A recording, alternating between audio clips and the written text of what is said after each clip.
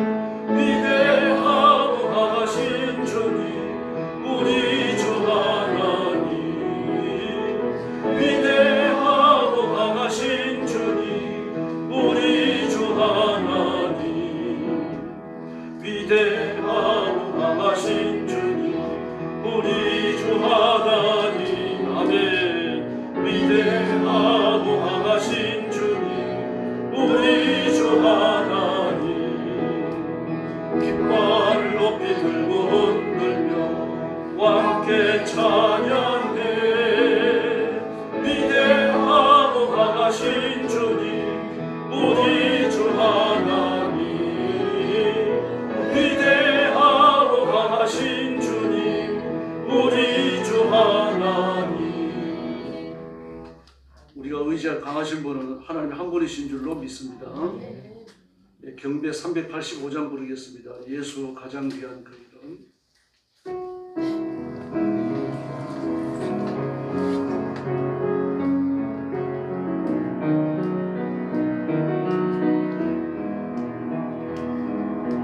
예수 가장 귀한 그 이름.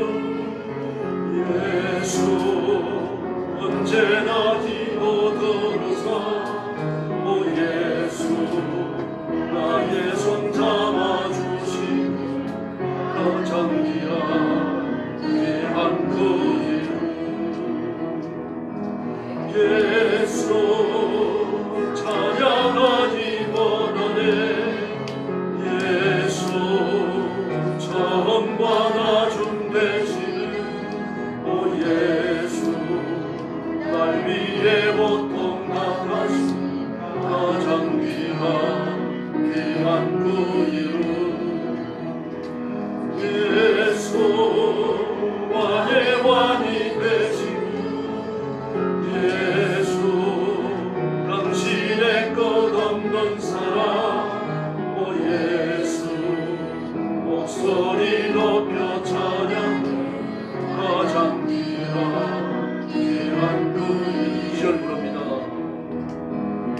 예수 찬양하기 원하니 예수 처음과 나중 되시는 오 예수 날 위해 나가신 가장 귀한 그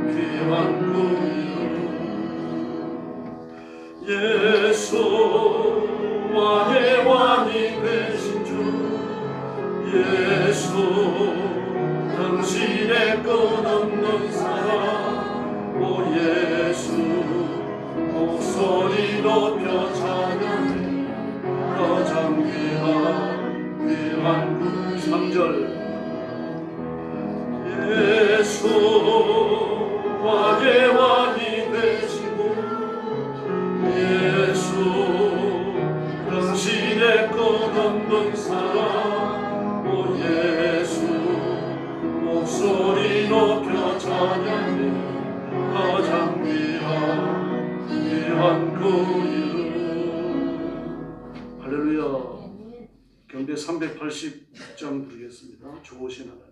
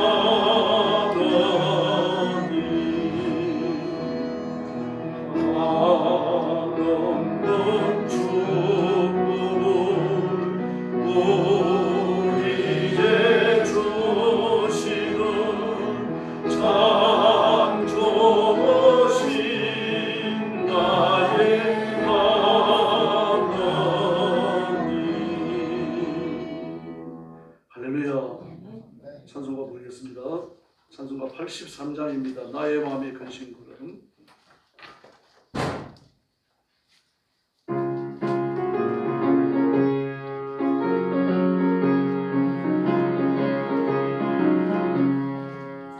나의 마음의 근심구름 가난하게 덮이고 눈물 하염없이 오르네.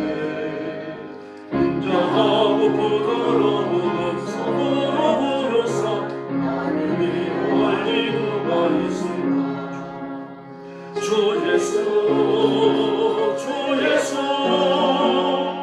주 예수밖에 누가 있을까. 슬퍼 낙심될 때에 내 친구 되시는 예수밖에 다시 없구나. 무거운 짐 꺼내지고 인생 길을 가는 자 힘이 없어 쓰러지려 할때 능력이 발을 펴서 나의 손을 붙들어 나를 구해줄 이 누가 있을까. 주 예수 주 예수 주 예수밖에 누가 있을까. 슬퍼 낙심될 때에 내 친구 되시는 주 예수밖에 다시 없구나. 지금 죄를 돌아버리고 끄럽고 괴로워 자나게 나만의 왕yon 없을 때 주한 죄인 용납하여 구해 안아주시고 깨끗하게 하시리가 누구나. 주 예수 주 예수 주 예수밖에 누가 있을까. 슬퍼 낙심될 때에 내 친구 되시는 주 예수밖에 다시 없구나. 모든 강을 건너가서 쉬운 섬을 향할 때 나와 항상 동행할 이 누가. 두려움에 검은 구름 모두 헤쳐버리고 나의 발길 인도할 이 누가. 주 예수 주 예수 주 예수밖에 누가 있을까. 슬퍼 낙심될 때에 내 친구 되시는 주 예수밖에 다시 없고. 4절 부릅니다. 요단강을 건너가서 쉬운 섬을 향할 때 나와 항상 동행할 이 누가. 두려움에 검은 구름 모두 헤쳐버리고 나의 발길 인도할 이 누가. 주 예수 주 예수 주 예수밖에 누가 있을까. 슬퍼 낙심될 때에 내 친구 되시는 주 예수밖에 다시 없구나. 할렐루야. 찬송가 84장 부르겠습니다. 온 세상이 캄캄하여.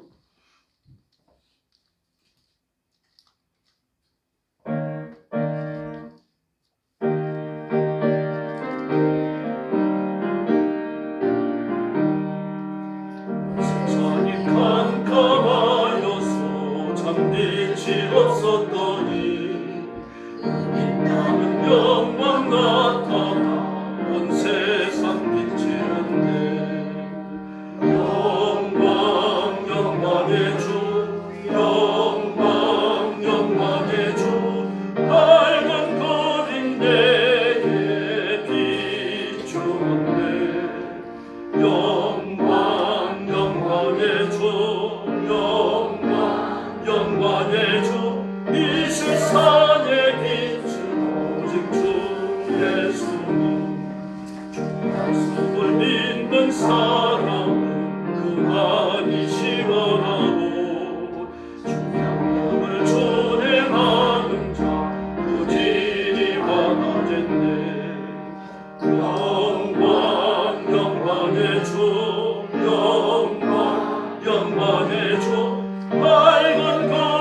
내게 비추네.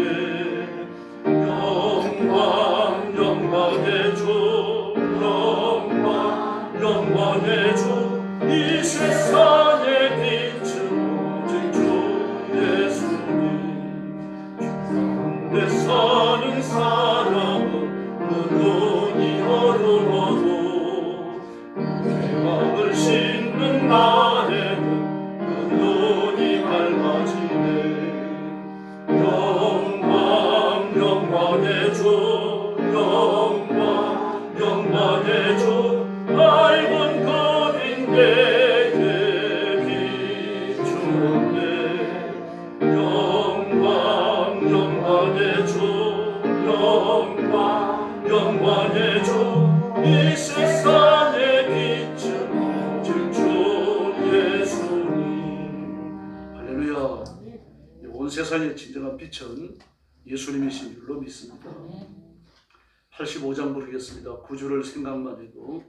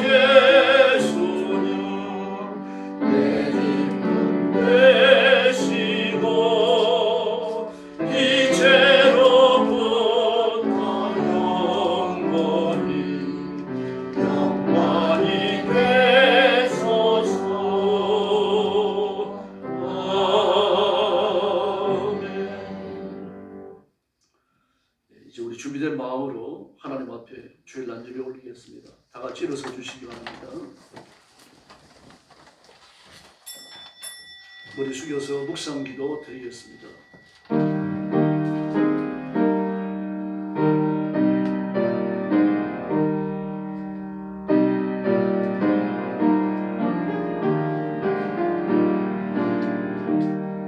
자녀들아, 주 안에서 너희 부모에게 순종하라. 이것이 옳으니라. 내 아버지와 어머니를 공경하라. 이것은 약속 있는 첫 계명이니 이로써 내가 잘 되고 땅에서 장수하리라. 또 아비들아, 너희 자녀를 노엽게 하지 말고 오직 주의 교훈과 훈계로 양육하라. 아멘. 자비하신 아버지 감사합니다. 저희가 부모님을 통하여 이 땅에 태어나게 하시고 또 부부가 만나 결혼하여 가정을 이루고 자녀들을 생산하게 하시니 감사합니다.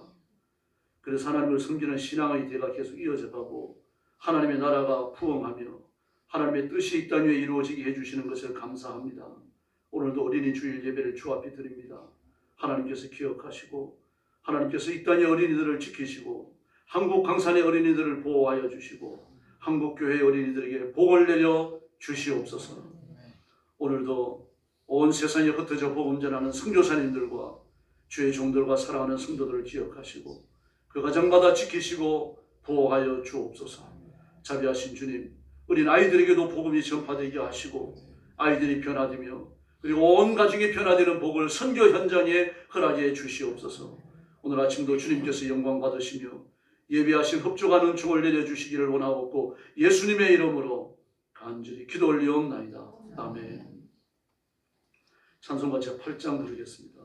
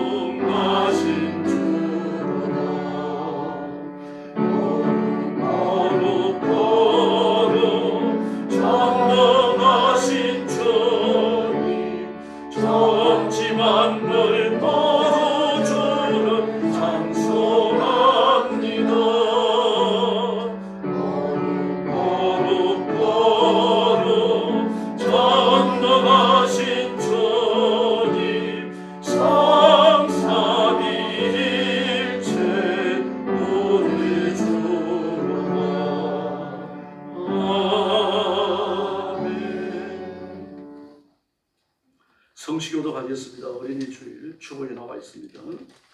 자식은 여호와의 주신 기업이요 태의 열매는 그의 상급이로다. 이것이 그 전통에 가득한 자는 복되도다.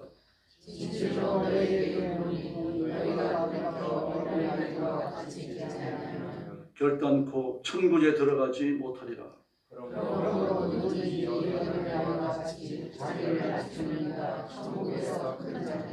또 누구든지 내 이름으로 이런 어린아이 하나를 영접하면 곧 나를 영접합니다. 아멘. 머리 숙여서 신앙 고백하겠습니다. 나는 전능하신 아버지 하나님 천지의 창조주를 믿습니다. 나는 그의 유일하신 아들 우리 주 예수 그리스도를 믿습니다.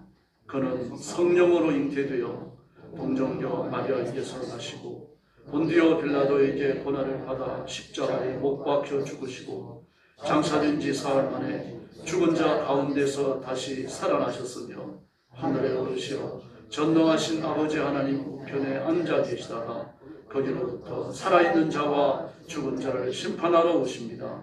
나는 성령을 믿으며 거룩한 공교례와 성도의 교제와 죄를 용서받는 것과 몸의 부활과 영생을 믿습니다.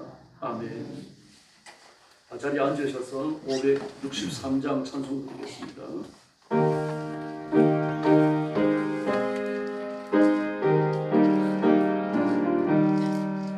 예수 사랑하심은 성경에서 배웠네.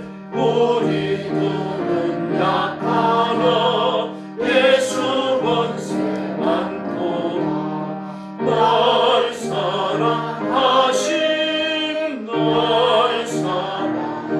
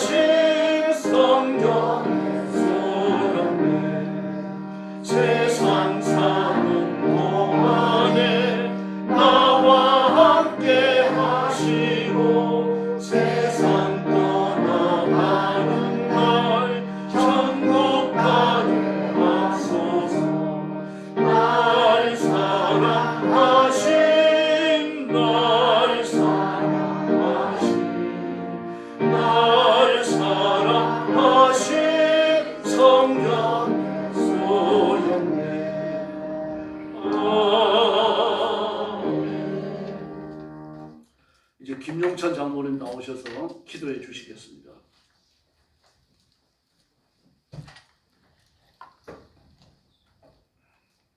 기도하겠습니다. 사랑과 공의의 하나님 아버지, 오늘 거룩한 주일 저희를 주님 앞에 불러주셔서 예배드리게 하여 주시니 감사합니다. 가정의 달마다 저희 각자의 가정 안에 베풀어 주신 사랑과 돌보심을 기억하며 이 시간 주님께 감사와 찬양을 드립니다. 어린이 주일로 지키는 오늘, 다음 세대를 향한 주님의 깊은 사랑을 마음에 새기며 우리 모두가 하나님의 자녀로서 순전한 마음, 믿음과 사랑 안에 거하게 하여 주시옵소서.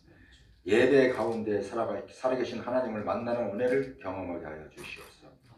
긍휼이 풍성하신 아버지 하나님, 저희 교만과 완고함을 고백합니다. 주의 인도하심보다 내 자신의 지혜를 앞세우고 바쁘다는 이유로 기도의 자리를 비우며 말씀을 잊은 채 살아온 저희의 어리석음을 용서하여 주시옵소서. 참대한 사랑을 베푸기보다는 쉽게 미워하고 분노하며 자기 중심적인 말과 행동으로 서로를 아프게 했던 죄를 아버지 하나님 고백합니다. 가정 안에서도 자녀와 부모 사이에 이해와 인내가 부족했음을 또한 고백하오니 저희의 메마른 심정에 주님의 자비와 공의를 부어 주시옵소서. 다시금 주님의 공의 아래 새롭게 하시고 마음 깊은 곳부터 겸손과 사랑으로 채워 주시옵소서. 만국을 주관하신 아버지 하나님, 이 땅에 참된 평화와 정의가 세워지길 간구드립니다. 이 시대를 살아가는 모든 이들이 공의를 사모하고 이웃을 존중하며 살아가는 사회가 되게 하여 주시옵소서. 서로를 향한 불신과 혐오가 아닌 이해와 협력의 마음이 자라나게 하시고 부정과 불의가 사라지는 공정한 사회가 되게 하여 주시옵소서.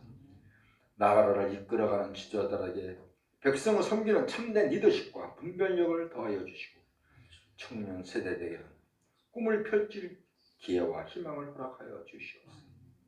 교회의 주인이신 아버지 하나님, 저희 교회가 주님의 기쁨이 되는 공동체로 세워지게 하여 주시옵소서. 서로를 향한 사랑과 섬김이 넘치게 하시고 모든 사역과 예배 가운데 주의 영광이 드러나게 하여 주시옵소서.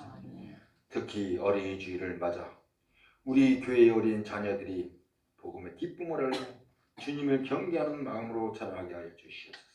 아버지 하나님, 우리 교회가 주일 학교가 활성화되게 도와주시옵소서.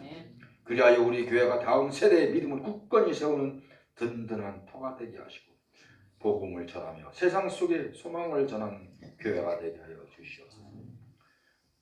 저희의 삶을 아시는 주님, 각자의 삶의 자리에서 애쓰고 수고하는 성도들을 이루하여 주시고 주님의 손길로 힘을 더하여 주시옵소서. 직장과 사업장에서 일하는 모든 손길 위에 지혜와 능력을 부어주시고 경제적인 어려움 속에서 낙심하지 않고 주님의 도우심을 기대하며 살게 하여 주시옵소서. 병상에 누워 신음하는 이들에게 회복의 은혜를 베풀어 주시고 마음의 아픔과 관계의 갈등으로 지친 이들에게는 평강과 화해의 길을 열어 주시옵소서. 무엇보다 어린 자녀들이 가정 안에서 사랑받으며 건강하게 자라나고 하나님을 경외하는 지혜로운 마음을 갖추게 하여 주시옵소서.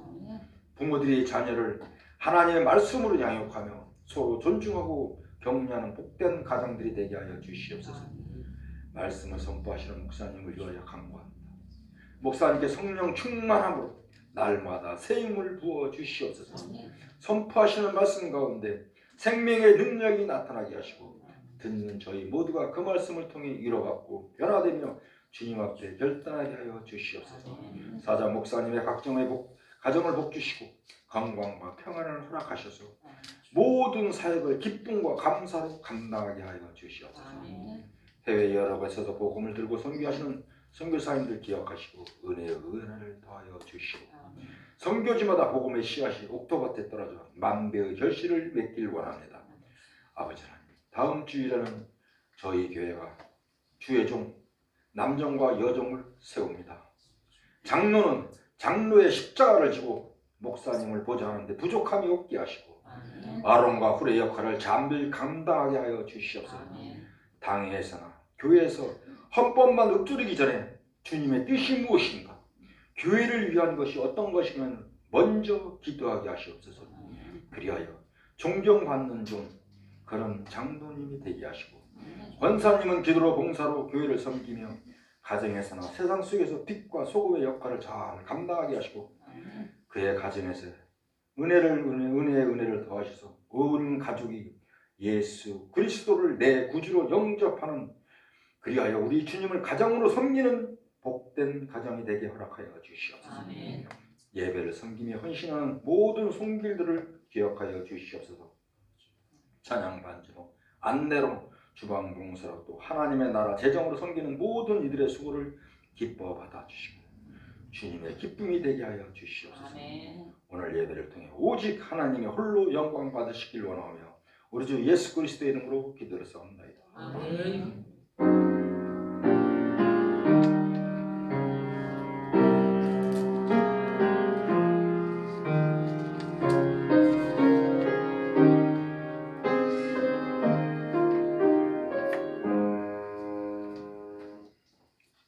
하나님의 말씀 봉독하겠습니다. 잠언 17장 1절입니다. 구약성경 929페이지입니다.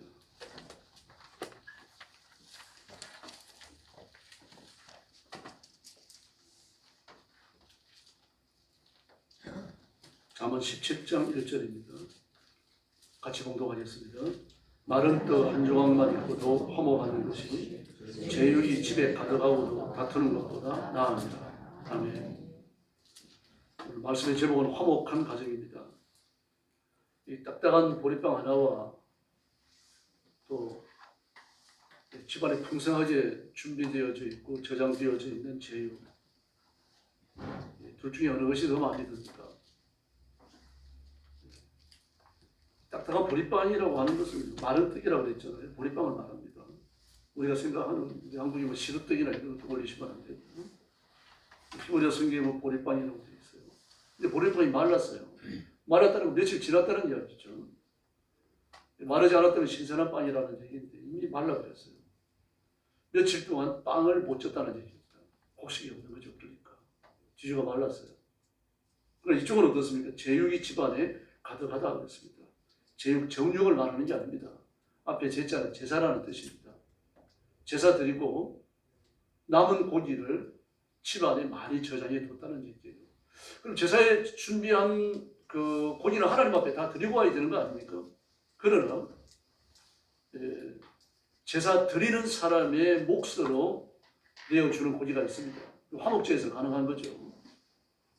속죄제 같은 경우도 제사 드리는 사람이 먹는 제 부분이 있습니다만, 그러므로 이 화목제를 여러 번 드린다는 이야기입니다. 이 제육이 집안에 풍성하려고 하면은 뭐 일주일에 한 번, 한 달에 한 번 드려갖고 안 되죠. 여러 번 드려야 되는 겁니다.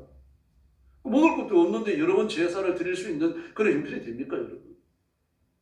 그러므로 뭐 1년 동안에도 이런 짐승을 잡아가지고 하나님 앞에 제물을 바친다고 하는 것은 서민들에게 쉬운 일이 아니거든요. 그래서 하나님께서 제물을 바치는데 많은 이 등급을 할애해 주십니다. 소를 바칠 수 있고 양이나 염소를 드릴 수 있고요. 능력이 그게 미치지 못하면 산비둘기 한 쌍이나 집비둘기 2마리를 바칠 수 있습니다. 한 쌍과 2마리는 차이를 두고 있는 거죠. 이것도 없다고 하면요, 볶은 곡식 10분의 1 예발을 바칠 수 있는데 그나마도 한 움큼만 드리면 됩니다. 또 볶은 곡식 한 세알을 드리는 제사도 있습니다.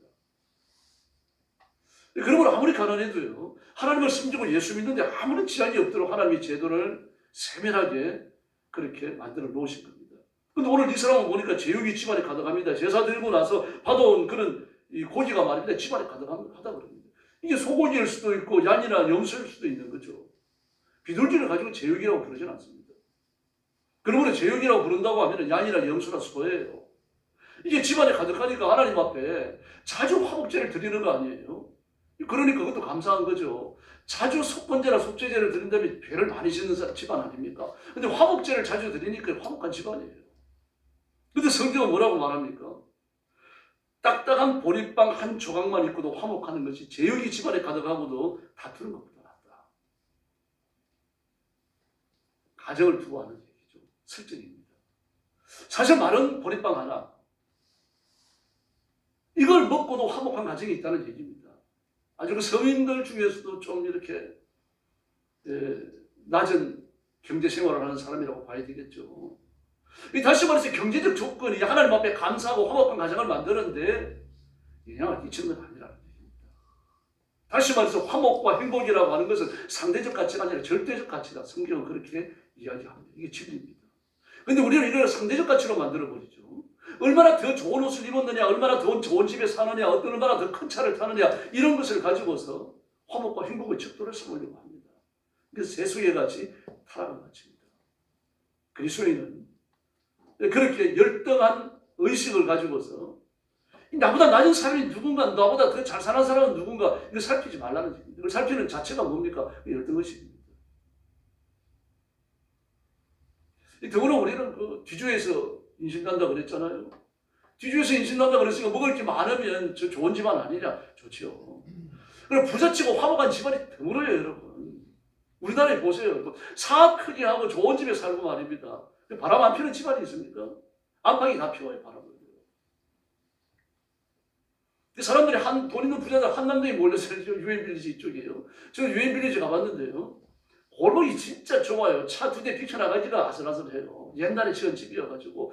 그리고 뭐 구멍가게, 구멍가게라기보다 마트 한두 개 있는 정도고요. 뭘 살려고 하면, 장을 보려고 하면 차를 타고 나와야 돼요. 아주 불편합니다.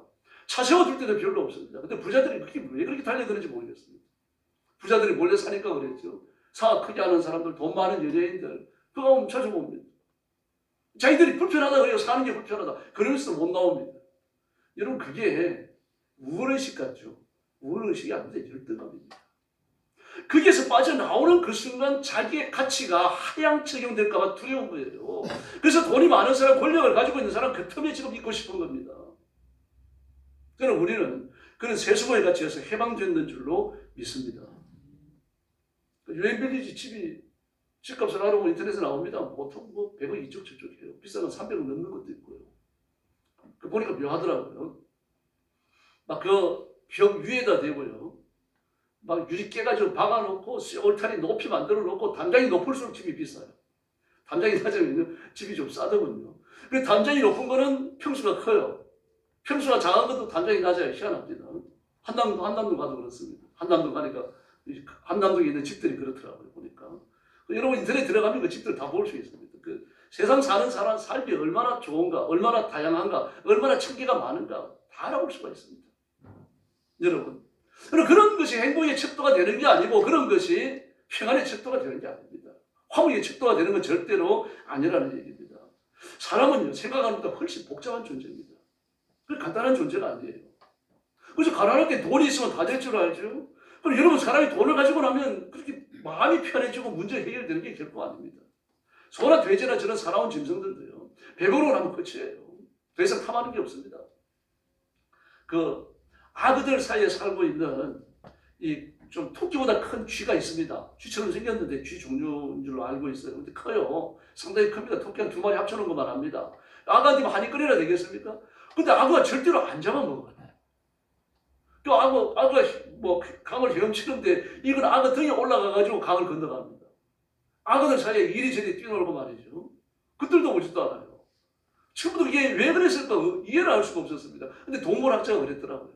전부 다 배부른 아그들이다. 배고픈 아그들은 한입 끓여도 안 된답니다. 그리고 또 아그가 뇌가 얼마나 작은가를 골프공만 합니다. 아그 뇌는 정말 작아요. 그런데도 불구하고 한입 끓여도 안 되니까 이거 먹어봐야 별거 아니다. 아그가 그렇게 생각한다는 겁니다. 그래서 안 잡아먹는다 그래요. 그 짐승들은 단순합니다. 아주 비교적 단순합니다. 사자도 그렇다고 그러잖아요. 배가 불러놓으면 말입니다. 앞에 사슴이 얼씬거려도 안 쫓아간다고 하지 않습니까? 근데 사람은 달라요. 배부르고 나면 그때부터 악해집니다. 배부르고 나면 돈이 있고 나면 여유가 생기잖아요. 여유가 생기니까 그 여유를 가지고 하나님을 섬기고 자기의 신령한 지식을 쌓고 영을 연단하는 데 사용하는 게 아니라 악한 일을 하는 데 쓰기 때문입니다. 사람이 돈이 많아지고 여유가 생기고 나면 그때부터 죄를 짓기 시작해요. 노름을 하기 시작하고 마약을 하기 시작하고요. 아주 다양한 그 가난할 때 보이지 않았던 삶의 다른 영역들이 보이는 거죠. 다른 세계가 보이는 거예요. 그게 기웃거리는 거죠. 그러다가 넘어지는 겁니다. 그러나 여러분, 물질이 많아지고 또 뭐 권력을 갖게 되고 나면 사람은 공부가 천복됩니다. 희한한 존재예요, 사람이. 이 돈이 없을 때는 공허가 증폭되지는 않습니다. 그 공허라고 하는 것이 마음의 공허, 마음의 쓸쓸한 마음의 공허라고 하는 것이 한정되어 있는 거거든요. 그러나 여유가 생기고 나면요, 공허가 같이 커져요. 그걸 채우기 위해서 온갖 더러운 짓들을 다 하는 겁니다. 뉴스에서 간간히 얘기해 줍니다만요. 강남에 있는 클럽들, 부자들만 회원제로 운영되는 클럽들이 있어요. 그 안에서 뭐가 벌어지고 있는지요, 우리는 몰라요. 정말 낯뜨겁고 더럽고 냄새나는 일들이 그 안에서 다 이루어집니다. 그에 드나들던 연예인들이 인터넷에 이름이 오르내리기도 하죠. 여러분, 그 돈이 없으면 그렇게 되지 않거든요. 돈이 있으니까 그렇게 되는 것이고, 여유가 있으니까 그런 것이고, 힘이 있으니까 그런 겁니다. 그렇더라도 그렇게 모든 걸 누리며 살고 모든 쾌락을 탐구하며 산다고 하더라도 집안에 우환이 생기거나 불행한 일이 일어나고 하면 가정 불평성나는 겁니다. 세상을 떠났습니다만 그 영화보이 이성빈 씨 보십시오. 그렇게 세상을 떠나고 나니까 가정이 어떻게 됩니까? 근데 그것도 자녀가 그 중환병에 걸린 모양입니다. 그 사는 게 아니죠. 그렇게 되고 나면요. 돈 많은 게 문제가 아닙니다. 이현영 씨도 보십시오. 이현영 씨가 쓰시는 추천서 소개서가요. 저는 출판사나 이 신문사에 취직하는 데 있어가지고요. 서울대학 졸업생보다 나았어요.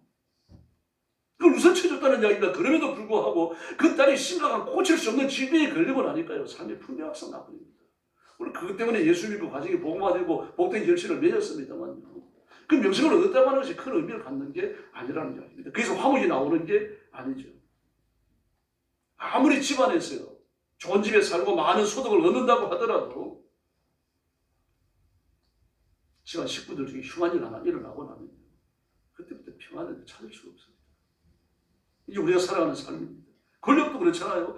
일단 대통령이 되고 나면 말입니다. 또 대통령이 되기 위해 가지고 그 권력을 집권하고 계속하고 싶어갖고 말입니다. 온갖 예를 다 쓰잖아요. 대통령에게 물러나서도 자기 추종자를 대통령직에 앉혀놓고 싶어하고 또 대통령직에 앉아있던 그 위세와 그 위력을 좀 이렇게 드러내고 싶어갖고 말입니다. 온갖 수를 다 써가지고 돈을 모아놓잖아요. 검은 돈들을 모아놓고. 그 전두환 대통령 같은 경우를 보십시오. 뭐 좋은 일도 많이 했습니다. 깡패를 때려잡았으니까요. 나라가 평안했습니다. 반길이에요. 뭘 염려할 것도 없었어요. 그때는. 아주 편했습니다. 그런데 어떻습니까? 대통령직에 내려오고 나서도 얼마나 많은 돈을 숨겨놨는지 말입니다. 정치인들이 그 밑에 와가지고 말입니다. 다 머리를 조아리고 있었어요. 그 자기 돈은 20몇만 원밖에 없다 그러는데 흉한 일이죠. 그 권력을 채울 수 없는 겁니다. 지난 대통령들을 보세요. 이승만 대통령 하와이 망명했죠. 박정희 대통령 저역당했고 그 영부인들 암살당했죠. 박지원은 마약 중독자, 사회 부적응자 아닙니까 지금요. 전두환은 백단서 귀환 갔고요. 전두환 노태우는 감옥에 실형을 받았고요. 김대중 씨나 김영삼 씨도 보십시오. 그 자녀들이 감옥에 갔습니다. 사실 아버지들이 감옥에 가야 되는 거죠. 그런데 자녀들을 보낸 거죠. 노무현 씨도 부모님 바위에서 뛰어내렸죠. 그걸로 끝납니까? 박근혜와 이명박은 감옥에 수용 생활했고요. 박근혜와 윤석열 대통령은 탄핵당했습니다. 이렇게 불행한 일들이 줄줄이 역사 안에서 일어나는데도 불구하고 그 가족을 그 권력을 붙들려고 애를 쓰는 거죠. 그럼 그 권력의 가정을 화목하게 해주지 못합니다. 이런 일들이 벌어지고 나면요, 그 가정이 뭐가 되겠습니까? 그럼에도 불구하고 대통령이 되어보려고 난리가 아닙니다. 그럼 가정의 화목을 어떻게 만들어집니까? 먼저 첫 번째로 가정이 복음화되어야 됩니다. 예수 믿어야 돼요. 하나님의 자녀가 되고 하나님의 백성이 되어야 합니다. 돈을 좀 벌었다고 여유가 생겼다고 권력을 얻었다고 가정이 화목해지고 행복해지는 것은 결코 아니라는 겁니다. 가정의 화목은요, 인위적으로 만들어지지 않아요. 만약에 가정의 화목과 행복이 인위적으로 만들어진다면 부자들 중에서요, 불행한 사람이 아무도 없을 겁니다. 최태원 왜 바람을 피우겠습니까? 돈 있는 사람들이 바람을 피우는 이유가 어디 있어요? 행복하지 않으니까 그렇죠. 화목하지 않으니까 그런 거거든요. 여기 반드시 화목과 행복이라는 영적인 요소가 필요한 겁니다. 노래만 해서는 안 됩니다. 막 남편 연애를 갑자기 빨래하고 요리하고 청소하고 말입니다. 아내를 위해주고 말입니다. 이것저것 선물 사온다 그래가지고 행복해지는 게 아닙니다. 막 말 안 듣던 애들이 갑자기 자기랑 청소하고 자기 속옷도 빨고 엄마 어깨 주물러 준다 그래가지고 그럼 좋겠습니다만 그러다고 가정 행복해지는 것도 아닙니다. 잠시 좋을 수 있겠죠. 뭐 가정의 제도를 바꿨다 그래가지고 안 하던 것을 새로 한다 그래가지고 가정이 갑자기 행복해지는 것은 아니라는 말입니다. 새로워져야 돼요. 사람이 바뀌어야 합니다. 생각이 바뀌고 가치가 바뀌고 행동이 바뀌고 사람 자체가 변해야 됩니다. 물론 우리가 행복한 가정, 화목한 가정을 만들기 위해서 노력하고 애써야 됩니다. 그러나 노력하고 애썼다고 해서 가정이 화목이 만들어지진 않아요. 만약 그렇다면 이 땅에 불행한 가정은 한 가정도 없을 겁니다. 행복한 가정을 만들려고 하면 가족이 다 예수 믿고 위로부터 영적으로 다시 태어나야 합니다. 믿음의 새 가정이 돼야 되는 거죠. 그래야 주저앉고 깨지고 상처받는 그런 일들이 안 일어납니다. 날이 따뜻할 때는 잡채가 잘 쉬잖아요. 그래서 뭐 자취를 만들어 놓은 지 뭐 얼마 안 됐다 그래가지고 뭐 좀 껄쩍지근한데 먹으면 안 되죠. 조금 시피한 냄새가 나면 아깝더라도 그냥 버려야 돼요. 양이 많더라도요. 그걸 먹어놓으면 문제가 되는 거죠. 뭐 온 가족들이 병원에 들락날락 해야 되는 그런 일들도 일어날 수 있습니다. 죄와 허물로 죽은 사람이 그렇습니다. 쉰 잡채하고 똑같아요. 그 내가 쉰 잡채일 수 있는 거죠. 내 가족 중에 쉰 잡채가 있을 수 있는 겁니다. 죄와 허물로 죽은 사람이에요. 근데 그 속은 어떻다 그랬습니까? 무덤을 열고 보니까 회칠한 무덤이어서 겉은 번듯한데 무덤을 열고 보니까요. 구덩이 벌거리에 송장밖에 더 들었습니까? 아무리 공부를 해봐야 아무리 인격의 수양을 해봐야 속을 열어놓고 그렇다는 이야기입니다. 그러니 충격에 빠지는 거예요. 그러니까 뒷문 열고 나가서 딴짓을 하는 겁니다. 그러므로 예수 믿어서 새 사람이 되어야 됩니다. 그래야만 보리떡 하나만 먹고서도 화목할 수 있다는 이야기죠. 가인의 가정을 보십시오. 엄마는 하와고 아빠는 아담이에요. 동생이 아벨입니다. 모두 신실한 사람들은 그 단 하나, 그 망나니 하나가 왔는데 그게 가인이 아닙니까? 그 가인 악한 사람이 아담과 하와가 낳은 자녀들이 얼마나 많겠어요. 930살까지 자녀를 낳았으니까 말입니다. 요즘에 애를 적게 낳지 우리들 자녀들 다 많잖아요. 5, 6, 7, 8, 12, 11도 있고요. 그런데 도대체 900세까지 살았으면 애를 몇 살을 낳겠습니까? 그런데 그런 가족 중에 단 하나 망나니가 나옵니다. 그게 가인 아닙니까, 여러분? 악한 사람입니다. 그런데도 불구하고 그 몇십 분의, 몇백 분의 1밖에 안 되는 그 가인이 아담 가족이 피바람을 몰고 오잖아요. 그게 무슨 화목이 있겠습니까? 아담과 하와가 가인이 의로운 아들 아벨을 때려 죽인 거예요. 그 뒤통수 친 거예요. 끌고 나가가지고요. 들판으로 끌고 나가서. 창세기 4장 8절을 보면 히브리어 성경에 우리 들러 가자 그 말이 들어가 있어요. 꼬여낸 겁니다. 그리고 뒤통수를 친 거예요. 그 얼마나 기가 막히게 죽는 날까지 잊을 수 있겠습니까, 여러분? 자식을 가슴에 묻는다고 말하는데요. 자식이 열이 있고 백이 있더라도요. 자식 하나가 10분의 1, 100분의 1이 아닙니다, 여러분. 아담과 하와가 가정교육 안 시켰겠어요? 제사 드리는 법을 안 가르치겠습니까? 양보하는 거 안 가르쳤어요. 동생을 귀엽게 여기라고 안 가르쳐야 된다는 말입니다. 그러나 그 양심에 하나님의 법이 없으니까요. 거듭나 하나님의 자녀가 되지 못했기 때문에 그 속에 흐르는 하나님의 영생하는 생명이 없으니까요. 결국 마귀의 부추김에 넘어졌고요. 가정은 여지없이 깨집니다. 그래서 예수 믿고 새 사람 되는 길밖에 없어요. 예수 믿고 가정을 지배하시면 가정은 행복해집니다. 답신이 감리교회 박장로님 유명한 분이잖아요. 여러분 다 알고 계시죠? 그 청량리 그 약종산 거리에서요. 한약 상도하고 한의원도 했어요. 돈을 부지기수로 그렇게 모았어요. 이미 그때예요. 2000년 초쯤 됐죠. 지금 생각으로 그런데 정확히 모르겠습니다. 은행에 돈만 수백억이 들어있었습니다. 집과 별장은 또 어떻게 했습니까? 또 사놓은 부동산은 또 어떻게 했어요? 그 아들이 박한상이잖아요. 어릴 때부터 하나님 앞에 헌신하고, 뭐 아버지가 장로님인데 어머니가 권사님이고, 어릴 때부터 교회하고 집하고 왔다 갔다 하면서 큰 거 아닙니까? 학생회장 다 하고, 막 중고등부 청년부 청년회장도 하고, 막 서가지고 말입니다. 집회하고 나와가지고 나 선교사 된다고 헌신도 하고요. 근데 공부를 너무 못했잖아요. 그래서 미국으로 보냅니다. 그 부모의 감시가 있어도 삐뚤어 나가기 쉬운데 감시가 없는 외국에 가놓으니까 어떻게 했어요? 온갖 망나니 다 하다가 돈이 떨어지니까 집에 빨리 옵니다. 한국으로. 그 가면을 쓰고 말입니다. 복면을 하고 집에 들어가고 아버지 칼을 안자합니다. 칼을 안자하지만 그 자식을 몰라보겠어요. 칼을 생전 안 쓰던 애가 칼을 잡아놓으니까 자기 손이 다치는 거죠. 손톱이 뚝 떨어졌어요.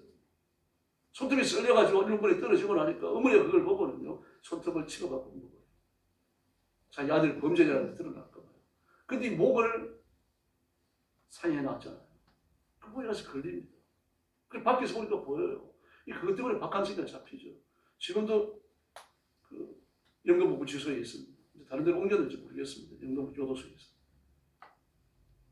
그게 가정이라고 할 수 있습니까? 그 많은 재산을 어떻게 됐겠습니까?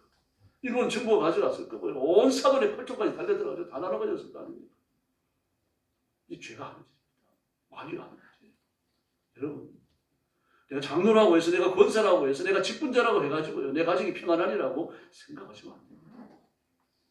가족이 말씀에 굳게 서야 되고, 거듭나야 하고, 하나님 앞에 복종하고 있어야 할 줄로 믿습니다. 예수 믿고 새 사람 돼야 됩니다. 그래서 내 가정, 내 집안을 생각하면요, 마음이 따뜻해져야 돼요. 집안, 회사에서 일을 하고, 우리 집에 나와가지고 친구들을 만나고, 늦은 시간 내가지고 집으로 돌아갈 걸 생각하면 기분이 좋아야 돼요. 엄마한테 이런 이야기 해야 되겠다. 아버지한테 이런 얘기 해야 되겠다. 내 동생 만나면 이런 것 좀 물어봐야 되겠다. 그래가지고 이 집안이 따뜻하게 느껴져야 합니다. 집에 가고 싶어야 한다는 이야기입니다. 근데 집에 가고 싶어 하지 않는 애들이 많잖아요. 그런 가족들이 있고, 빙빙 도는 애들도 있고요. 제가 낭만을 이야기하는 게 아닙니다. 예수님이 지배하시면 그런 가정이 될 줄로 믿습니다. 잠언 7장에 보면 어떤 여자 이야기가 나와요. 하나님 앞에 화목제를 드렸는데 서원제라고 말합니다. 자원제나 서원제나 감사제, 이게 이제 화목제죠. 근데 그 중에 서원제를 드렸어요. 서원제라고 하는 거는 하나님 앞에 그 서원을 갚고 감사제 드리는 제사입니다. 그러니까 하나님 앞에 무언가를 약속을 하고 그 약속을 다 갚았어요. 약속의 내용이 나오질 않습니다. 그러고 나서 감사하니까 하나님 앞에 하려고 했던 걸 다 하고 나니까 감사하니까 서원제를 드렸습니다. 서원제를 드리고 나니까 마음이 홀가분할 거 아닙니까? 마음이 홀가분하니까요. 빚 갚았던 것 같으니까 말입니다. 근데 이상해져요. 하나님 앞에 의무를 다하고 마음이 홀가분해졌으니까 기도를 더 하든지 하나님 앞에 좀 영적인 열심을 더 내든지 그래야 될 거 아닙니까? 근데 잠언 7장을 보면 어떻습니까? 영적 의무를 감당하고 나니까 해방된 느낌이 드는 건데 죄를 지어도 괜찮을 것 같은 생각이 드는 겁니다. 삐뚤어진 마음을 먹어요. 그 남자를 이렇게 해서 집어넣고. 여러분, 우리가 기도 많이 했다고, 성경을 많이 읽었다고, 하나님 앞에 헌신했다고 우리 마음이 깨끗하고 의롭고 정의로울 것이라고 상상하시면 안 됩니다. 여러분, 우리는요, 하나님 앞에 복종하는 상태를 쭉 유지하지 않으면요, 언제든지 넘어질 수가 있습니다. 우리가 살아가는 세상이에요. 그 마귀가 또 그런 존재입니다. 그렇게 그리스도인들에게 시험하기 위해 가지고 그렇게 있다는 이야기입니다. 그러나 분명한 것은요, 예수님이 그 가정을 지배하면 가정이 화목해지고 신날 줄로 믿습니다. 예수님이 계시면 그런 가정이 되는 겁니다. 그래서 불신 가족을 위해서 더 우세요. 더 우시고 하나님 앞에 부르시고 기회 있는 대로 교회 나가자고 자꾸 권해야 됩니다. 내가 20년을 했는데 더 해야 돼요? 더 하세요. 하나님께서 육신에서 나를 불러가실 때까지 하셔야 돼요. 죽을 때도 유언처럼 남겨야 됩니다. 너 꼭 예수 믿어라. 그래 천국에서 보자. 내가 천국 갔는데 네가 없으면 어떡하니? 가슴에 남는 말, 며칠은 말 한마디, 한두 마디 해야 돼요. 그리고 죽으셔야 돼요. 그렇게 예수 믿어야 되고 하나님의 자녀가 되어야 되고, 일단 두 번째는 인내해야 됩니다. 모든 가족들이 상황에 맞는 인내가 반드시 필요합니다. 가정은요, 아버지나 어머니나 아들이나 딸이나 자기 입맛대로 모집해 사는 게 아닙니다. 그러나 공산주의에서는요, 가정을 그렇게 정해야 합니다. 자기가 원하는 사람들끼리 모여 살면서 가정을 이룬다는 그런 의식을 가지고 있습니다. 그러나 가정은 그렇게 아닙니다, 여러분. 하나님께 사람이 뜻으로 묶어주시는 겁니다. 남자와 여자가 만나 결혼하게 하시는데 그게 하나님의 뜻이 있어요. 그런 자식들이 나오는데 자기가 낳고 싶은 자식을 낳는 사람이 누가 있습니까? 자기가 갖고 싶은 부모를 갖는 자리가 누가 있어요? 아무도 없습니다. 하나님이 엮어주시는 겁니다. 엮어주시면 그게 살아가야 돼요. 그게 하나님 주권입니다. 집이 가난한 거, 셋집에 사는 거, 풍족한 뒤에 돈을 못 쓰는 거 말입니다. 이걸 극복하지 못했다라고 하는 것은요, 하나님 앞에 자신의 삶을 바치지 못했다는 뜻입니다. 하나님이 내 인생의 주인이시다. 하나님이 내 인생의 고삐를 주고 계신다. 그러므로 기도해가지고 하나님의 복을 받아야 되겠다. 은혜를 입어야 되겠다. 내 인생의 기적을 체험해야 되겠다. 이런 생각을 못하는 거죠. 불평과 불만이 꽉 차면요, 결국 가난한 것 때문에 죄짓는 겁니다. 여러분, 많이 가진 부자들은 감사할 줄 압니다. 절대로 그렇지 않습니다. 하나님이 주셨다라고 생각 안 해요. 하나님이 주셨다라고 생각을 안 하니까 돈을 겁없이 쓰는 겁니다. 막 1,000만 원짜리, 2,000만 원짜리 양복을 그냥 신는 거예요. 수백만 원 하는 구두를 말이면 몇 켤레씩, 몇 켤레씩은 되겠습니까? 훨씬 더 많겠죠. 식사할 때마다 미슐랭 스타를 받은 집이 어디냐 가가지고 말이야 겁없이 돈 써대는 겁니다. 한 끼 몇십만 원 하는 밥을요 그냥 먹어요. 생일잔치 한다고 룸사랑 빌려갖고 말입니다. 보통 몇 억 나오는 그런 술을 갖다가 마시고 밤새 말입니다. 내 돈이 아니거든요. 이 돈이 어떻게 벌렸는지, 하나님이 이 돈을 왜 주셨는지 거기에 대한 감각이 전혀 없는 겁니다. 그게 행복이 있겠습니까? 그래서 우리는 물질이 있을 때도 인내해야 되고 물질이 없을 때도 인내해야 됩니다. 인내하지 아니하면 내 삶이 죄짓는 조건이 되고 결국은 실패와 절망으로 무너지게 되어 있습니다. 그러니 많은 보리빵 한 조각만 갖고도 기뻐해야 된다, 감사해야 된다. 인내 없이 불가능한 겁니다. 인내가 있을 때 예수님의 지배를 받게 될 줄로 믿습니다. 그래서 술이 내 가족을 지배하지 않게 하셔야 돼요. 다투고 싸우고 불어야 하지 않도록 예수님께서 내 마음을 지배하도록 내주셔야 됩니다. 이렇게 마음을 피워놓지 않으면 우리 딴 것의 지배를 받게끔 되어져 있습니다. 새벽에 일어나고 경무에 시달리고 봉급은 얼마 안 되고 과중한 일을 맡고 말입니다. 또 그 회사에서는 늘 경쟁에 시달려야 되고 말입니다. 마음 상하는 말도 들어야 되고 그런 상태에서 집에 옵니다. 그걸 가지고 부둥켜 안으려고 하면 인내가 필요한 겁니다. 내 식구 아닙니까? 어디 가서 위로를 받겠습니까? 남자가 와가지고 말입니다. 힘들었던 일 상사한테 좀 그렇게 안 좋은 소리 들었던 말입니다. 그런 말을 하면 들어주고 편들어줘야 됩니다. 따지고 가르쳐갖고는 안 되는 거죠. 그러니까 내가 뭐라고 그랬어? 좀 예수님처럼 넓은 마음 가지고 살라고 그랬잖아. 그 말 듣고 싶은 거 아니에요, 여러분. 자기 남편이 잘못했다고 하더라도 남편을 편들어줘야 되는 거죠. 자기 아내에 실수가 있다고 그러더라도 아내를 편들어줘야 되는 겁니다. 같은 편에 있다는 것을요. 그럼 우리 가르치려고 하기가 쉽습니다. 예수 믿기 때문이죠. 신앙이 오래될수록 더 그러기가 쉬운 겁니다. 그때 인내해야 됩니다. 인내하고 실수나 절망, 상처 이런 것들을 함께 교환해야 되는 거죠. 이 인내입니다. 넓은 마음만이 필요한 게 아니라 인내가 이렇게 만드는 겁니다. 그러므로 집안 경제에 대해서 또 가족들의 성품이나 내 식구의 성질에 대해서 전부 인내해야 됩니다. 내 가족이니까요. 그렇게 될 때 가족들끼리 부둥켜 안고 살 수 있는 거죠. 가족의 화목은요. 이렇게 될 때 가능해지는 겁니다. 어느 한쪽만 되게 어머니들에게 그런 역할이 많이 주어지죠. 끊임없이 가정생활을 이끌어 가야 되고 밥을 해야 되고 빨래를 해야 되고 요리를 해야 되고 말입니다. 끊임없이 해야 됩니다. 그리고 먹는 사람이 감사히 먹습니까? 짜다 시다 달다 온갖 불평을 다 해야 됩니다. 또 양은 왜 이렇게 많이 했느냐? 내 손이 크잖아. 그럼 손이 크니까 많이 했지. 그럼 되는 거 아닙니까?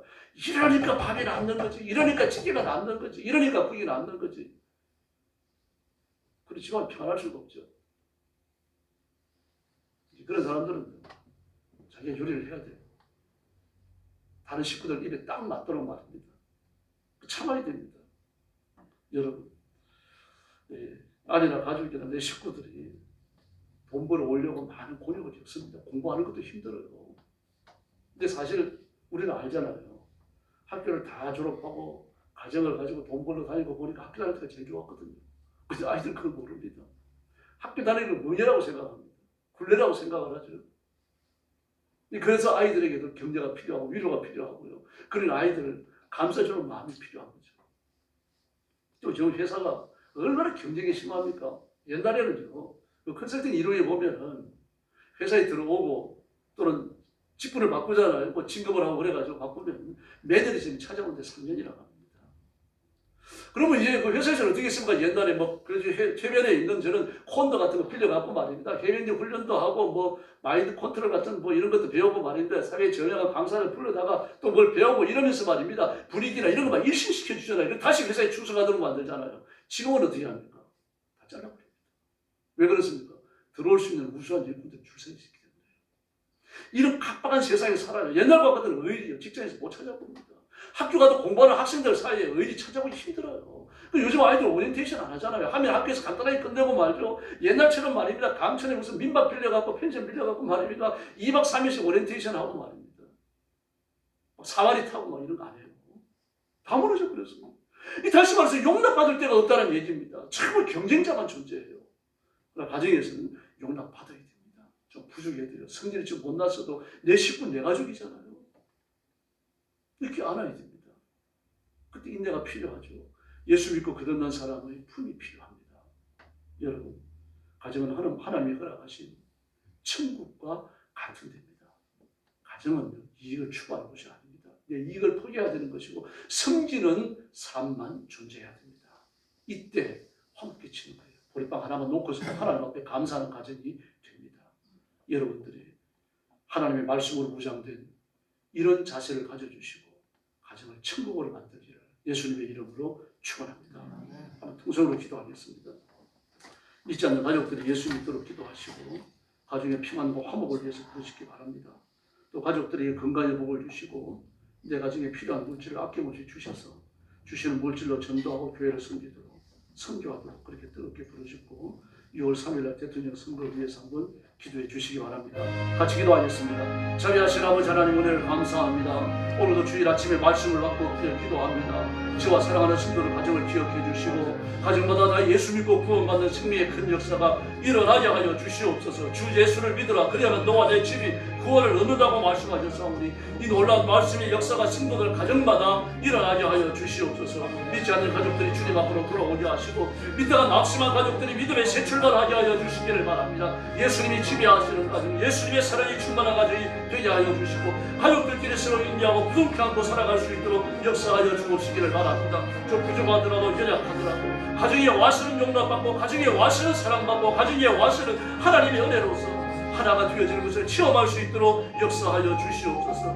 자비하신 하나님 아버지, 보리빵 하나만 있는 그런 가정을 얻게 해주시고 하나님의 은혜가 풍성한 가정들 되게 하여 주시기를 바랍니다. 건강의 복을 주시기 바랍니다. 물질의 복을 주시기를 바랍니다. 가난과 핍절의 사슬은 끊어주시기를 바랍니다. 하나님이 주시는 풍성한 물질을 가지고 주를 섬기며 교회를 섬기고 성교에 앞장서게 하시고 영혼을 건지는 거룩한 사역을 감당하도록 우리 하나님 은총을 베풀어 주시기를 간절히 원하고 기도하옵나이다. 자비하신 하나님 아버지 우리 성도들을 붙들어 주시고 이 시대에 하나님의 일을 감당하는 하나님의 종들이 되게 하시며 하나님의 거룩한 영광을 드러내는 일꾼들이 될 수 있도록 우리 하나님 역사하여 주옵시기를 간절히 원합니다. 가정을 시험하는 더럽고 악한 마귀는 예수님의 이름으로 명하노니 떠나가라. 전능하신 하나님 온 성도들의 가정의 은혜를 충만하게 하시고 성령 충만하게 하시고 믿음으로 구해지는 역사가 일어나게 하여 주시옵소서. 가정마다 천국이 되게 하시고 가정마다 교회가 되게 하시고 하나님의 거룩하심이 하나님의 풍요하심이 지배하는 귀한 가정들 삼아 주시옵소서. 믿음은 자녀들께로 이어지게 하시고 자녀들의 믿음은 그 다음 자녀들께로 이어지게 하여 주시옵소서. 하나님 아버지여 믿음의 놀라운 축복의 가정들이 일어서게 하여 주시옵소서. 자비하신 아버지 감사합니다. 오늘 아침도 하나님의 말씀을 서로 나누었습니다. 가정마다 은혜가 충만하고 하나님의 사랑이 충만하고 하나님의 권능이 충만한 복된 가정들 되게 하여 주시옵소서. 온 가족이 예수 믿어 구원받게 하시고 믿음의 지배받는 믿음으로 하나가 되는 복된 가정들 삼아 주시옵소서. 자비하신 하나님 아버지 특별히 가정마다 예수 믿지 않는 가족들은 예수 믿어 구원받게 하시고 믿다가 낙심한 가정들 믿음의 새 출발할 수 있도록 역사하여 주옵시기를 원합니다. 또 가정마다 물질의 복과 건강의 복을 주셔서 남은 세계를 사는 동안 하나님의 영광을 드러내며 존귀한 일꾼으로 쓰임받으며 하나님 앞에 기쁨이 되는 귀한 가정들 되게 하여 주옵소서. 가정마다 천국이 되게 하시고 가정마다 교회가 되게 하시고 가정마다 하나님의 평안이 넘치게 하여 주시옵소서. 자비하신 하나님 아버지 6월 3일날 대통령 선거를 기억해 주시고 하나님께서 좋은 대통령, 의로운 대통령이 일어나게 하여 주옵시기를 원합니다. 여야간의 모든 정치인들이 예수 믿어 구원받게 하시고 정치인들이 하나님 앞에 순종하며 백성들 앞에 복종하고 충성하는 귀한 정치인들로 변할 수 있도록 역사해 주시옵소서. 자비하신 하나님 아버지 우리나라에 기도하는 대통령을 주시기 원합니다. 하나님을 두려워하는 대통령을 주시기를 원합니다. 온 힘을 다하여서 하나님 앞에 순종하고 그리고 이 나라와 민족을 부강한 국가 부강한 민족으로 일으켜 세울 수 있도록 하나님 아버지 준비된 대통령을 허락해 주시옵소서. 자비하신 주님 우리 교회를 주님 앞에 맡깁니다. 깨어있는 교회 살아있는 교회가 되게 하시고 날마다 새로워지는 교회가 되게 하여 주시옵소서. 예수님의 이름으로 간절히 기도 올려옵나이다. 아멘.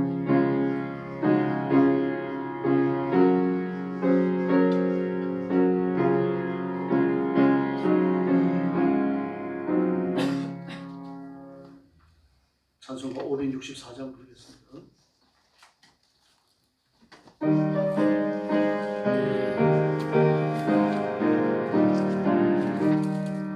예수께서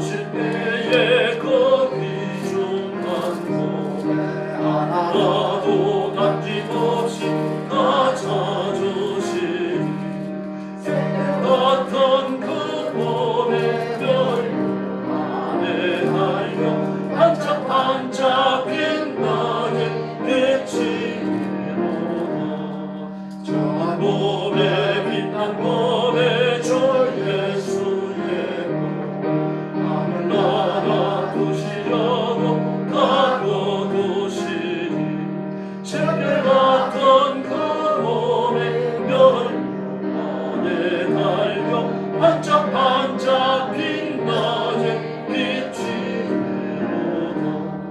주를 사랑하는 아이 이 세상에서 주의 말씀 순종하면 참 보배로다.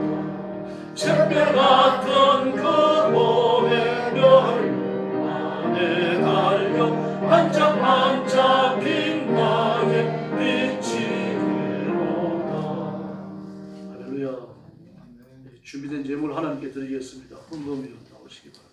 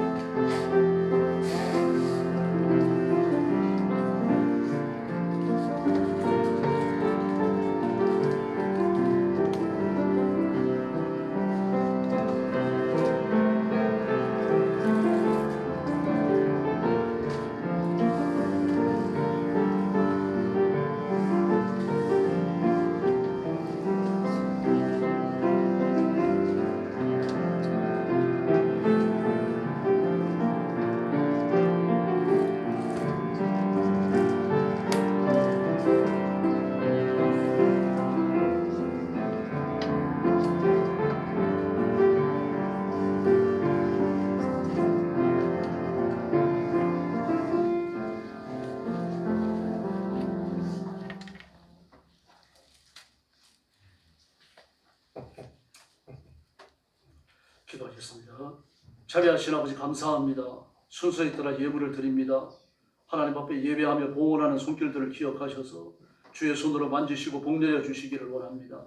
가정마다 성령께서 운행하시며 복을 내려주시고 가족들이 건강하게 하시며 평안케 하여 주시옵소서. 시험에 드는 가정들을 없게 하여 주시기를 원합니다. 자비하신 하나님 아버지, 사랑하는 성도들 가정마다 복을 주시되 성령 충만함과 큰 믿음 주시고 또 이 땅에 사는 동안 물질의 부유함을 허락해 주시기를 원합니다.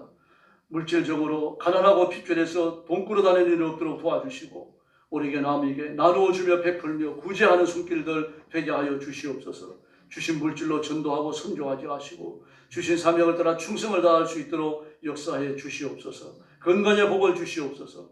약한 성도들 강건하게 하시고 병든 성도들 치료하여 주시고 병사에서 일으켜 주시기를 바랍니다. 맑은 정신을 주시고 깨끗한 정신을 주시기 원합니다. 그래서 일생 동안 하나님 앞에 존귀한 일꾼으로 다시 쓰임받게 하여 주시옵소서. 이 물질을 주께 봉헌합니다.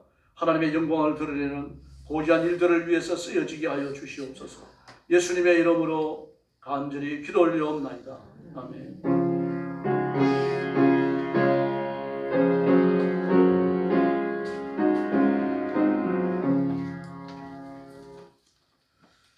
성경 말씀 사도행전 16장 31절입니다. 같이 읽어보겠습니다. 다 외우는 거죠. 같이 읽습니다. 이르되 주 예수를 믿으라. 그래야만 너와 내 집이 구원을 얻으리라. 사도행전 16장 31절. 예수 믿으면 너와 내 집은 건물을 이야기하는 것이 아니죠. 가족을 말합니다. 그리고 너와 내 가족이 구원을 받는다는 약속입니다. 같이 읽겠습니다. 시작. 이르되 주 예수를 믿으라. 그래야 너와 내 집이 구원을 얻으리라. 사도행전 16장 31절 말씀. 이렇게 쉬운 걸 하는데도 우물우물 하시는 분들이 계신 것 같아요. 나라와 민족을 위해서 기도해 주십시오. 특별히 6월 3일 날 대통령 선거 있습니다. 지금 전 세계적으로 굉장히 어렵죠. 중국 같은 경우는 거의 재정이 파산됐습니다. 정부 차원에서 파산을 선포만 안 했을 뿐이지 실제로 파산됐어요. 왜 그런가 하면 중국 경제는 수출 경제거든요. 그 수출을 안 하면 먹고 살 길이 없어요. 근데 수출은 다변하기 어렵잖아요. 중국에서 만드는 제품의 70%가 미국에 수출됐는데 미국이 수출을 딱 거절해버리니까 관세로. 중국은 말할 수 없이 피폐해졌고요. 중국과 경제적인 열을 맺고 있던 나라들까지 다 나라로 떨어지는데 이게 전 세계에 영향을 미칩니다. 왜 그렇습니까? 중국의 그 싼 물건들이 동남아나 저런 남미 같은데, 아프리카 같은데 거의 많이 퍼져나가고 있었는데 이게 안 오니까 전 세계가 어려워져요. 미국도 마찬가지입니다. 미국은 그래도 소비 경제니까요. 한 사람도 국민 소득이 8만 5천 불입니다. 그러니까 한 달 한 1,000만 원 정도의 수입이 있는 나라예요. 그 소비 경제입니다. 소비 경제인데 소비 경제라고 그래가지고 무슨 비싼 것만 살 수는 없잖아요. 중국에서 오는 싼 물건들이 딱 끊어지고 나니까 미국도 죽을 맛이에요.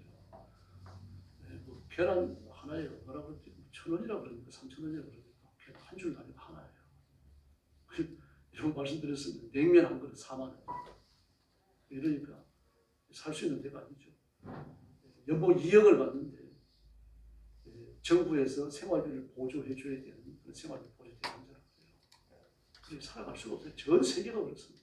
우리나라라고 다를 거 아닙니다. 우리가 하루하루 먹고 산다고 해서 우리나라 경제가 괜찮은지 아닙니다. 정말 하나님 앞에 우리 민족의 미래를 맡겨야 되고요. 그리고 전 세계의 미래를 맡겨야 돼요. 그리고 이 나라를 구할 수 있는 대통령이 일어나야 됩니다. 대통령을 위해서 기도할 때 예수 믿어야 됩니다. 그리고 하나님과 백성들 앞에 충성해야 됩니다. 이 두 가지가 우선이에요. 그 다음에요. 나라 경제를 부강하게 만들어야 됩니다. 이런 대통령 주십시오. 그렇게 기도하십시다. 이제 얼마 안 남았습니다. 6월 3일. 분명한 목적을 기도하셔야 됩니다. 예. 또 다음 주는 어버이 주일이고요. 오후 3시에 장로원사 임직식이 있습니다. 그래서 다음 주일은 오후 예배를 3시에 드립니다. 1시 반에 드리는 게 아니고 그거 하시고 또 다음 주일은 교회 행사가 있으니까 빠짐없이 참석해 주시고 저도 메시지를 다 띄우겠습니다만 그동안 잘 못 나오는 분들 다 연락하셔서 함께 다 참석하시도록 그렇게 해주시기 바랍니다. 옆에 계신 분들하고 인사 나눠주시기 바랍니다.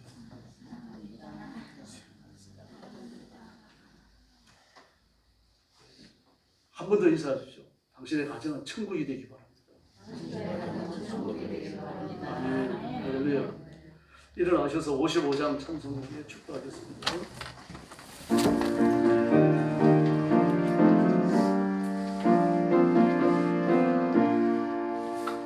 주 이름으로 모였던 우리가 지금 헤어질 때에 언제나 함께 하시고 평안케 하소서.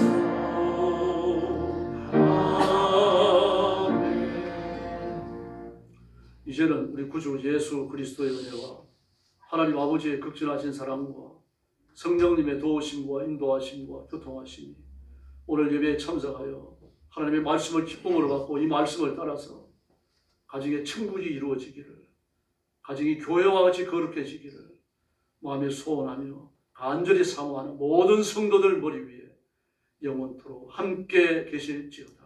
아멘.